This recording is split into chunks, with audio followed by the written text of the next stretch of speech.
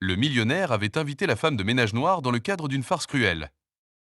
Elle s'était présentée avec la grâce d'une star, laissant tout le monde stupéfait lorsqu'ils apprirent sa véritable identité. Des rires résonnèrent dans le grand hall de la propriété Blackwood à Beverly Hills tandis que Victoria Sterling descendait l'élégant escalier dans une robe valant plus que ce que la plupart des invités gagnaient en un an. Mais le rire n'était pas tendre. Il était dur, moqueur et empreint de méchanceté. Eh bien, regardez qui a décidé de nous honorer, murmura Richard Blackwood à ses compagnons en levant sa flûte de Dom Pérignon. Notre chère femme de chambre. À 35 ans, Victoria n'aurait jamais imaginé entrer dans cette salle de bal en tant qu'invitée, même sous de faux prétextes. Pendant 2 ans, elle avait nettoyé chaque recoin de cette demeure, toujours inaperçue, toujours silencieuse, observant l'élite feignant la civilité tout en l'ignorant comme si elle faisait partie du décor.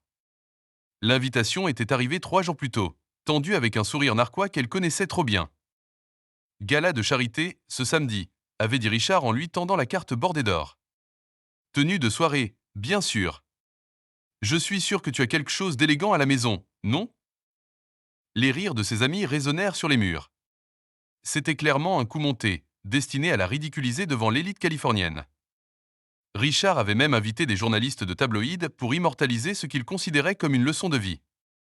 Tu veux parier, avait lancé Richard à sa femme Elena la veille, tandis que Victoria passait l'aspirateur à proximité. 100 000 $, c'est sûr qu'elle ne viendra pas. Et si elle vient, elle sera le numéro 1 de ce soir. Elena ricana malicieusement. Tu es horrible, Richard. Elle viendra probablement avec un vêtement emprunté et partira dans un quart d'heure, trop honteuse pour rester. Mais Richard Blackwood ignorait 2 vérités essentielles sur Victoria Tan. Premièrement, elle avait grandi dans des endroits comme celui-là bien avant d'avoir à frotter leur sol. Deuxièmement, certaines tempêtes ne vous brisent pas. Elles vous apprennent à danser malgré elles. Tandis qu'elle traversait la salle de bal sous des regards moqueurs, Victoria gardait la tête haute et le regard fixe, comme porteuse de vérités capables de bouleverser le monde. Ses pas étaient posés, déterminés, comme si chaque geste avait été répété 1000 fois. Oh mon Dieu, elle est vraiment venue, murmura Patricia Weston, épouse d'un sénateur, à sa compagne. Et regardez cette robe. Où l'a-t-elle trouvée? Probablement louée. Elle va la rembourser pendant des mois. Ricana Vivien Chambers, fille d'un magnate du pétrole, masquant son insécurité avec venin. Pathétique. Ce qu'il ne réalisait pas, c'est que Victoria n'avait ni emprunté ni loué la robe. Elle l'avait simplement récupérée dans un chapitre de son passé. Un passé que Richard aurait effacé s'il avait su qu'il existait. Richard s'approcha, gonflé d'orgueil, entouré de ses amis ultra-riches. Il était sûr que cet instant prouverait sa maîtrise et son statut. Victoria, quelle agréable surprise. Je savais que tu ne la manquerais pas. Après tout, quand quelqu'un comme toi reçoit une invitation à un événement comme celui-ci, quelqu'un comme moi? Répéta Victoria d'une voix calme mais tranchante comme un rasoir. S'il te plaît, Richard. Finis ta pensée. L'espace d'un instant, son ton le fit vaciller. Il y avait une certitude en elle qui ne correspondait pas à la femme docile dont il se souvenait avoir épousté ses couloirs. Mais son ego revint vite. Tu sais, quelqu'un qui n'est pas habituellement dans ce milieu. Ça doit être écrasant avec toute cette classe et ce luxe. Le sourire de Victoria était subtil et indéchiffrable, pas nerveux, mais posé, presque dangereux. Quelques invités cessèrent instinctivement de rire. Submergé? Répéta-t-elle doucement, son regard s'accrochant au sien, le forçant à reculer sans s'en rendre compte. Pas du tout, Richard. Je me sens exactement à ma place. Le silence qui suivit ne dura que quelques secondes, mais il suffisait à changer toute l'énergie de la soirée. Quelque chose dans la façon dont Victoria se tenait, dans sa façon de tenir la pièce, empêchait quiconque de la considérer à nouveau comme une simple servante. Richard s'éclaircit la gorge, essayant de reprendre ses esprits. J'espère vraiment que vous trouverez cette soirée agréable. J'imagine qu'elle sera très enrichissante pour quelqu'un comme vous. Oh, je n'en doute pas, elle le sera pour tout le monde ici, répondit Victoria, son regard scrutant lentement le groupe, comme si elle mémorisait le visage de chaque invité pour plus tard. Si cette histoire de justice et de rebondissement vous a captivé, restez à l'écoute car ce que ces riches élites n'avaient pas réalisé, c'est que Victoria détenait une vérité si puissante qu'elle transformerait leur nuit de ridicule en une douloureuse leçon de préjugés et de jugement que tout le cercle de Beverly Hills n'oublierait pas. Richard se surprit à apprécier la situation plus qu'il ne l'avait prévu. Victoria n'avait pas fui de honte comme il s'y attendait. Au lieu de cela, elle se tenait là, d'une prestance déconcertante, une assurance qui commençait à le mettre mal à l'aise sans qu'il comprenne pourquoi. Mesdames et messieurs, lança Richard en tapotant son verre avec une cuillère pour attirer l'attention. Je voudrais vous présenter notre invitée d'honneur ce soir, Victoria, notre fidèle gouvernante. Un rire malicieux éclata dans la salle. Les flashs clignotaient tandis que les mondains prenaient des photos, impatients de les publier avec des légendes moqueuses en ligne. Richard chuchota Helena à côté de lui, feignant l'inquiétude. Tu ne trouves pas que c'est un peu excessif? Cruel? Richard rit bruyamment. Je lui rends service. Quand quelqu'un comme elle aurait-il pu mettre les pieds à une réception pareille? Victoria se tenait au centre de la salle, immobile, tous les regards rivés sur elle. Mais au lieu de la honte espérée, son visage reflétait un calme qui troublait la salle, le sang-froid de quelqu'un qui avait enduré bien plus que le mépris public. Patricia Weston s'est approchée avec son entourage, arborant des sourires suffisants. Victoria, ma chérie, combien de temps a-t-il fallu pour choisir cette robe? Ça a dû être un vrai combat pour trouver la robe qui te corresponde. En fait, répondit Victoria d'une voix si ferme que Patricia en fut hébétée, cette robe a une histoire. C'était celle de ma mère. Sa mère? Vivien Chambers renifla. Et où sa mère aurait-elle pu trouver une robe pareille?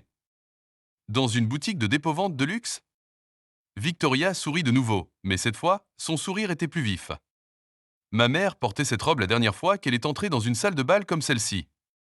C'était il y a 20 ans, à l'époque où elle s'appelait encore Victoria Tamblacoud.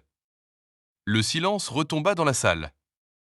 Les conversations s'éteignirent au milieu d'une phrase, les gens réalisant soudain que quelque chose d'important venait d'être dit.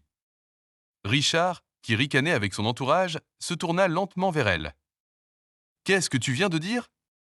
Tamblacoud, répéta Victoria, son ton tranchant comme du verre. C'est intéressant de voir comment certaines personnes choisissent d'oublier des pans de leur histoire familiale quand cela les arrange. La peau de Richard perdit ses couleurs. Helena saisit instinctivement son bras, sentant le danger dans l'air. Tu es fou, marmonna Richard, bien que sa voix n'eût pas sa conviction habituelle. Je ne sais pas quel coup tu crois jouer. Ce n'est pas un coup, Richard, dit Victoria en s'avançant vers lui tandis que plusieurs invités reculaient instinctivement. C'est la vérité. Notre vérité. La vérité que vous avez enterrée quand il était plus facile d'effacer certains noms des archives familiales. Les téléphones continuaient de filmer, mais le ton avait changé. La foule murmurait, les chuchotements s'intensifiant et se propageant comme des étincelles. Helena tira sur la manche de Richard. De quoi parle-t-elle? Elle ment, insista Richard, bien que ses mains tremblantes le trahissent. Juste une employée dérangée en quête d'attention. Victoria fouilla dans son sac à main et en sortit quelque chose qui déclencha des halètements audibles. Une bague pas n'importe laquelle, mais la bague de fiançailles de la famille Blackwood, ornée du blason emblématique et d'un saphir bleu profond transmis de génération en génération. Celle-ci, dit Victoria en la levant bientôt, a été offerte à ma mère par son père, Henry Blackwood. Mon grand-père. L'homme dont tu as parlé à tes enfants est mort sans héritier. Richard avait l'air d'avoir reçu un coup de poing. Où as-tu trouvé ça?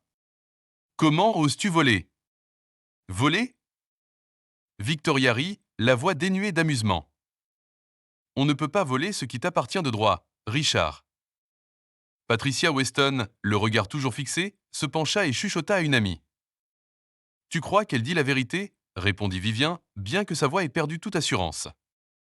Richard aurait mentionné avoir une cousine. Victoria se tourna vers eux, comprenant la remarque. Cousine? Non, chérie. Je ne suis pas la cousine de Richard. Elle marqua une pause délibérée, croisant le regard de Richard. Je suis sa demi-sœur. La salle explosa de halètements et de murmures étouffés. Richard parut abasourdi, comme frappé. C'est absurde, aboya-t-il d'une voix tremblante. Mon père ne, c'est un mensonge. Henry Blackwood a été en couple avec ma mère, Isabella, pendant 5 ans, continua Victoria sans hésiter. Elle était la professeure de piano de la famille. Lorsqu'elle est tombée enceinte de moi, ton père a promis de nous soutenir, et il l'a fait jusqu'à sa mort. Helena resta figée, une main sur la bouche, le regard partagé entre eux comme si elle assistait à un désastre. Toi, dit Victoria en désignant Richard du doigt, tu as pris la décision de nous effacer. Tu as mis fin à l'aide financière, vendu la maison que ton père avait achetée pour ma mère et nous a abandonnés à la misère. Je n'y ai jamais été obligé, commença Richard, mais Victoria l'interrompit. Tu ne pensais pas avoir le devoir de prendre soin de la fille de ton père? Point de vue fascinant, surtout si l'on considère que tu as hérité de chaque centime d'un héritage qui aurait dû être partagé. Le poids de ces paroles s'abattait sur la foule comme un épais brouillard. Nombre d'invités prenaient désormais discrètement leur distance avec Richard, comme s'ils craignaient d'être associés au scandale. Alors prouve-le-moi, exigea Richard, la panique s'insinuant dans son ton. N'importe qui peut inventer une histoire et brandir une bague. L'expression de Victoria se teinta de férocité. Oh, Richard, crois-tu vraiment que je sois venu ce soir sans reçu? Elle brandit son téléphone et désigna l'entrée. Vous pouvez les laisser entrer maintenant. Chaque tentative de Richard pour la faire honte n'avait fait qu'attiser un feu intérieur plus profond, un feu qui couvait en silence depuis des années. Ce que ces gens ne réalisaient pas, c'est que chaque insulte, chaque rejet s'inscrivait dans un long et minutieux règlement de compte. Et Victoria avait passé 2 décennies à apprendre à revendiquer ce qui lui appartenait plus que de l'argent, c'était la justice. À cet instant, 3 personnes entrèrent dans la salle qui allait changer le cours de la soirée et de nombreuses vies. D'abord, Diane Morrison, l'une des journalistes d'investigation les plus réputées de Beverly Hills. Puis, David Chain, un avocat connu pour ses litiges successoraux très médiatisés. Mais la troisième personne fit reculer Richard. Docteur Hamilton? Elena Alta, reconnaissant le médecin de famille de longue date. Que faites-vous ici? Le docteur Hamilton, qui avait soigné Henry Blackwood dans ces dernières années, s'avança au centre de la pièce. Ses mains tremblaient, mais sa voix restait immobile. Il y a 20 ans, j'ai été contraint de signer un faux certificat de décès. Henry Blackwood n'est pas mort de cause naturelle. Il a été lentement empoisonné à l'arsenic pendant plusieurs mois. La foule a réagi avec stupeur et horreur. Diane Morrison leva la main. Veuillez vous abstenir de filmer. Ceci est une déclaration officielle enregistrée pour une procédure judiciaire. Richard semblait paniqué, trempé de sueur. Vous avez perdu la tête, Hamilton. Mon père est mort d'une insuffisance cardiaque. Non, répondit Hamilton fermement. Votre père a découvert que vous détourniez des fonds de l'entreprise. Il avait modifié son testament pour inclure Victoria et comptait contacter les autorités. Peu de temps après, il a commencé à ressentir des symptômes alarmants. Victoria est restée silencieuse, les yeux embués de larmes de vengeance. Après 2 décennies, quelqu'un révélait enfin la vérité. David Chain a retiré un document de son dossier. Ce rapport de laboratoire provient d'un établissement indépendant. Un échantillon de sang analysé la semaine dernière a confirmé des niveaux mortels d'arsenic. Mensonge! A hurlé Richard, complètement effondré. C'est un piège pour me détruire. Diane s'est avancée. Monsieur Blackwood, j'ai les transcriptions de 5 conversations enregistrées entre vous et le docteur Hamilton, datant de 2003 et 2004, au cours desquelles vous avez menacé de le ruiner professionnellement. Victoria s'est alors avancée, sa voix tranchant comme une lame. Richard, vous n'avez pas seulement ôté la vie à notre père. Vous m'avez volé 20 ans. Je n'ai tué personne.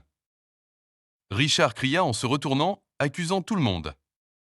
Vous mentez tous, demanda calmement Victoria en branchant son téléphone sur la sono de la résidence. Un enregistrement se déclencha. La voix de Richard résonna dans le couloir. Hamilton, tu vas te taire sur tout ce qui pourrait être étrange dans le sang du vieil homme. Si tu parles, je m'assurerai que tu ne travailles plus jamais. Quant à cette femme et son gosse, ils sont livrés à eux-mêmes. Le silence qui suivit fut accablant. Même les anciens alliés de Richard s'éloignaient de lui. Elena fixa son mari, dévastée. Richard, as-tu vraiment fait ça? Pendant 20 ans? Victoria poussa un cri, perdant le contrôle un instant. 20 ans à laver le sang de mon père des mains de l'homme qui l'avait ôté la vie. Elle inspira profondément et retrouva son calme troublant. Tu veux savoir comment j'ai rassemblé toutes ces preuves? Je ne suis pas arrivé ici par hasard. J'ai délibérément choisi ce poste. J'ai passé 2 années entières à me préparer, à obtenir l'accès à cette maison, à rassembler tout ce dont j'avais besoin.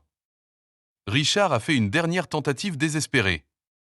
Même si tout cela est vrai, cela ne changera rien. L'héritage a été réglé il y a des années. David Chain s'est permis un léger sourire. En fait, Monsieur Blackwood, dans les cas où le meurtre est prouvé, tous les biens peuvent être légalement réaffectés sur la base du testament initial. Et nous sommes en possession du véritable testament d'Henry Blackwood. Victoria s'est rapprochée de Richard, qui s'appuyait maintenant, impuissant, contre le mur, tel un animal pris au piège. Sais-tu quelle a été ma plus grosse erreur, Richard? Penser que tu pourrais changer tout seul. S'il te plaît, murmura Richard, toute fierté envolée. Pense à Helena, aux enfants, cela nous détruira. Non, dit Victoria. Tu as détruit la famille le jour où tu as choisi la cupidité plutôt que la justice. Richard s'affala dans un fauteuil voisin, complètement vaincu. En moins de 2 heures, il était passé du statut de puissant magnate à celui de criminel publiquement exposé.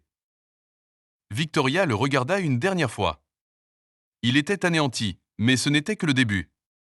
Ce que Richard n'avait pas encore compris, et qu'il découvrirait bientôt de la manière la plus douloureuse qui soit, c'était que Victoria avait passé des années à rassembler non seulement des preuves sur la mort de leur père, mais aussi une montagne de preuves révélant les décennies de crimes financiers, de coercition et de corruption de Richard. Son plan était précis, et sa chute serait totale. Les 2 heures qui suivirent transformèrent ce qui devait être le gala le plus prestigieux de Beverly Hills en le scandale le plus sensationnel que la haute société californienne ait jamais connu en temps réel. Richard était maintenant assis, affalé sur le sol de la salle de bal, le dos au mur, regardant sa vie entière se dérouler sous ses yeux.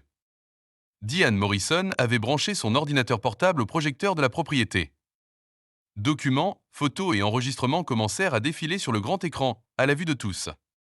Il s'agit d'un virement de 200 000 dollars du compte bancaire personnel de Richard Blackwood au docteur. Hamilton, daté de 3 jours après la mort d'Henry Blackwood, raconta Diane tandis que l'image apparaissait. La note sur la transaction disait « Le silence est d'or ». Helena se tenait maintenant de l'autre côté de la pièce, aussi loin que possible de son mari, pleurant en silence en digérant 2 décennies de tromperie. Et voici, poursuivit Diane, un enregistrement de Richard donnant des instructions à son comptable sur la façon de dissimuler les fonds volés de l'entreprise. La voix de Richard résonnait haut et fort. « J'ai besoin que tu manipules les chiffres. Si quelqu'un découvre que j'ai détourné 20 millions en 5 ans, je suis fini. La faute au marché, aux dépenses de croissance, à n'importe quoi, murmura Patricia Weston, stupéfaite. Il avait volé dans sa propre entreprise. Au centre de la pièce, Victoria restait immobile et sereine, au centre calme de la tempête, observant chaque révélation démanteler la vie de l'homme qui l'avait tout volé. David Chain s'avança avec un autre dossier. M. Blackwood, au-delà des accusations criminelles, je vous informe que Mademoiselle Tam intente une action civile contre vous pour 50 millions de dollars, pour homicide involontaire et vol d'héritage. 50 millions? Murmura Richard, le regard perdu dans le vague. Je n'ai pas 50 millions. Non, répondit doucement Victoria. Mais votre entreprise est valorisée à 120 millions, et la moitié m'a toujours appartenu de droit. Diane Morrison reprit son diaporama accablant. Nous avons également confirmé que Richard s'était livré à du chantage contre au moins 5 élus locaux, avait soudoyé 3 juges et avait redirigé des dons de charité vers des comptes personnels. Chaque nouvelle révélation suscitait de nouveaux étonnements dans la foule. Ceux qui avaient autrefois fièrement qualifié Richard d'ami reculaient maintenant comme s'il était toxique. Victoria, dit Richard faiblement. S'il vous plaît. Vous avez gagné. Arrêtez. Victoria s'approcha et s'accroupit devant lui, son regard croisant le sien. Vous avez assassiné notre père. Vous avez pris ma famille, mon héritage, ma dignité. Tu m'as fait essuyer son sang des mains pendant 2 ans. Je peux arranger ça, supplia-t-il d'une voix à peine audible. On ne peut pas réparer 20 ans de trahison, répondit-elle avec une clarté glaçante. Mais il y a des conséquences. Le téléphone d'Helena sonna. C'était l'un de leurs enfants qui appelait de l'université. Maman, ça va? On dit sur Internet que papa est un meurtrier. Helena regarda Richard avec un profond dégoût. Même tes propres enfants apprennent qui tu es vraiment grâce aux réseaux sociaux. Richard essaya de se lever, mais ses jambes cédèrent. Helena, s'il te plaît. Les enfants. Non. Helena hurla, coupant le bruit et glaçant toute la pièce. N'ose pas parler de nos enfants. Tu les as marqués de bon ta vie. Le docteur Hamilton s'approcha de Victoria. Mademoiselle Tan, je dois vous informer que j'ai déjà contacté les autorités. Richard sera arrêté plus tard dans la journée pour meurtre. Victoria hocha la tête. Meurtre, fraude, chantage, fraude fiscale. Il passera le reste de sa vie derrière les barreaux. Elle se tourna vers la foule, qui la regardait avec un mélange d'admiration et de peur. Soyons clairs, il ne s'agissait pas de vengeance. Il s'agissait de justice, pour tous ceux qui avaient été écrasés par des hommes comme Richard Blackwood. Patricia Weston s'approcha avec hésitation. Victoria, nous sommes profondément désolés. Nous l'ignorions. Tu savais que j'étais traitée comme une ordure, répondit froidement Victoria. Tu as ri. Tu as joué le jeu. La seule chose qui a changé, c'est que tu réalises maintenant que j'ai plus de richesse que toi. Le hurlement lointain des sirènes commença à résonner. La police arrivait. Richard lança un dernier regard à Victoria. Tu as ruiné ma vie. Non, dit Victoria en se levant avec une force tranquille. Tu as ruiné ta vie dès l'instant où tu as choisi la cruauté.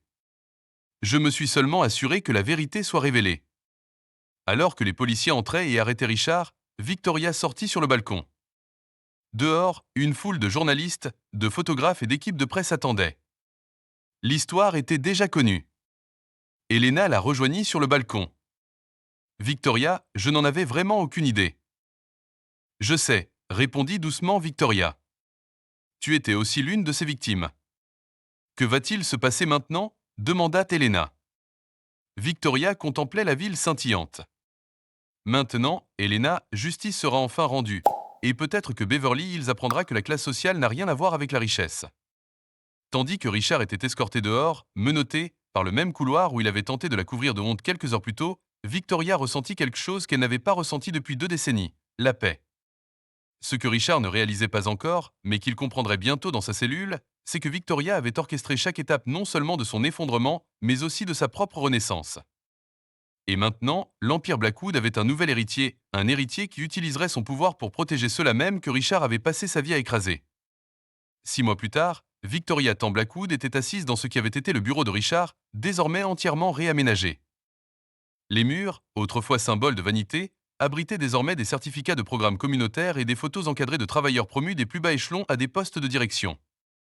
Richard avait été condamné à 25 ans de prison ferme. Sa liste de condamnations incluait meurtre, détournement de fonds, coercition et délits fiscaux. Tous ses biens personnels avaient été saisis pour indemniser les victimes.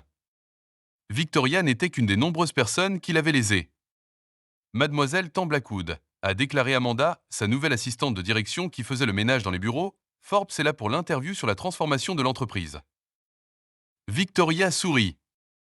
En 6 mois, elle avait augmenté les bénéfices de l'entreprise de 40%, simplement en traitant son personnel avec décence.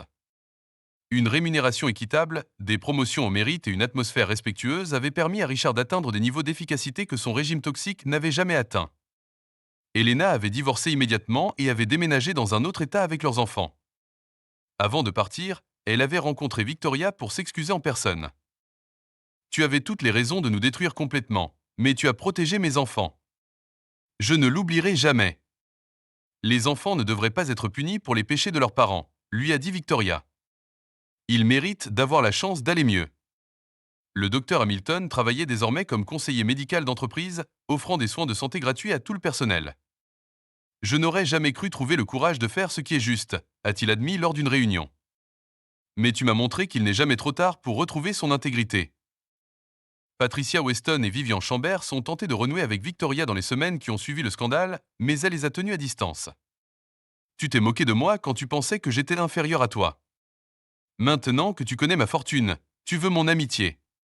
Cela me dit tout ce que j'ai besoin de savoir. L'histoire de Victoria a fait le tour du monde.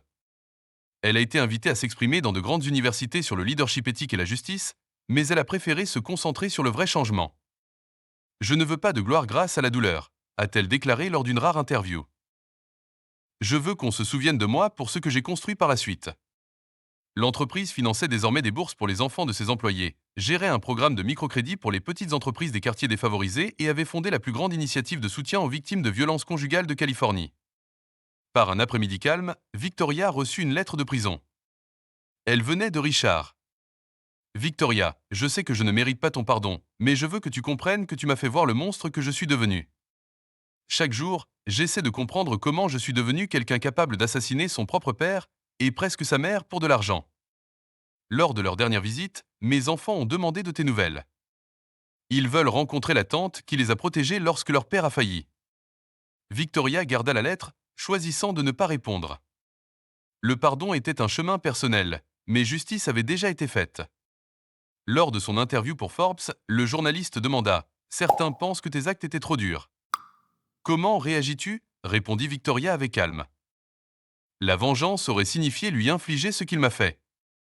La justice, c'est s'assurer qu'il réponde de ses crimes et que d'autres ne souffrent pas comme moi. La différence entre les deux est cruciale. Et quel conseil donneriez-vous à ceux qui subissent l'injustice ? Victoria jeta un coup d'œil dehors, observant les employés savourer leur déjeuner dans le jardin de l'entreprise qui leur offrait désormais dignité et respect. La plus grande vengeance n'est pas la destruction, mais la création d'une force telle que les torts subis ne soient que le début de votre réussite. Ce soir-là, Victoria ne retourna pas dans le modeste appartement où elle avait autrefois nourri son combat pour la justice, mais dans un foyer chaleureux où elle avait adopté 2 orphelines qui, comme elle, avaient besoin d'une seconde chance. Tandis qu'elle les aidait à faire leurs devoirs, ses pensées se tournèrent vers le père qu'elle n'avait jamais vraiment connu, mais dont l'héritage vivait en elle.